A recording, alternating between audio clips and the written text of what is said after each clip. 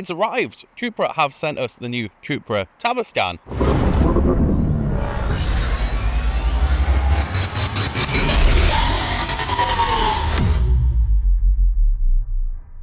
So, the design of the Tavascan, I think it looks really good in the Tavascan blue colour, which, well, it fits the car with the colour and with the name. It's also got a light-up CUPRA badge on the front, as well as CUPRA lettering, which I quite like that feature on cars now. Also, on the lights, if you notice, they've got a little 3 triangle thing going on there. I think the overall design is a little bit more chunky. It's a bit bigger, but it's still got that sporty style of a CUPRA. You get 19 to 21 inch wheels on this, and this has got the 21s. I think sometimes 21 inch wheels can look a little bit too big, but that fits pretty well. Fills out the arches nicely. And if you actually have a look at the roofline of this, it's a coupe styled SUV, but you don't suffer with lack of boot space.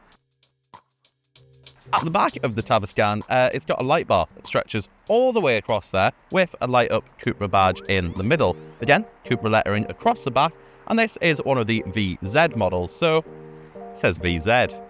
If I open this boot as well, electric, it's actually very quiet, I want to mention. I noticed that earlier.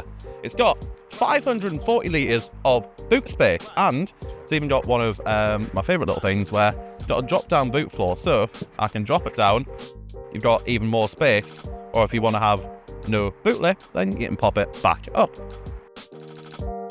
There's a few different trim levels for the CUPRA Tavascan. This is the V1, the V2, the VZ1, and the VZ2, and you get different levels of power. So it starts off with 286 PS in the normal V models. Then when you get up to the VZ, it goes up to 340. And it can do 0 to 60 in 5.5 seconds, which is very cool on the VZs. As soon as you get in the CUPRA Tavascan, you're going to notice this, the extra bit of centre console, which is sort of in a whale tail shape. I assume that is the whole idea of it. And if you need to put your hazards on, the button's right there. When I was in the VR simulator, that is the funnest thing to press.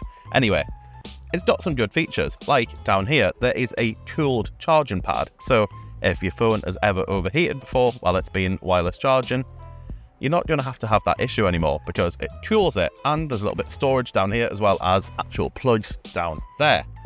There's also cup holders, 2 of them in the middle with the little holdy bits for your smaller cans, and these actually light up as well, which is a very cool feature.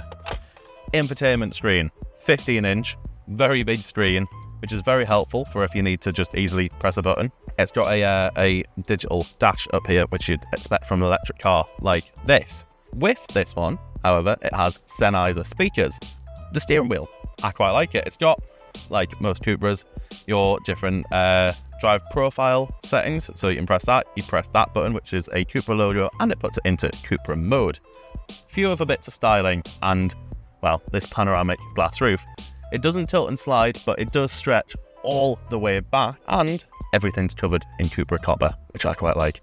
Even these seats with a little bit of stitching down here, where it is in microfiber and also a fabric material. This opens as well. I just want to show you how big it is. This is a very big water bottle, and it fits in there. Fits in there very nicely, and I can fit my whole arm all the way to the front of there, so it goes to about here or something. And that is possibly the biggest centre console I've ever seen. So, if you want to find out more about the CUPRA Tavascan, then you can come down to Pullman CUPRA in Sunderland, just off Weston Way, or you can go on our website, pullmangroup.co.uk.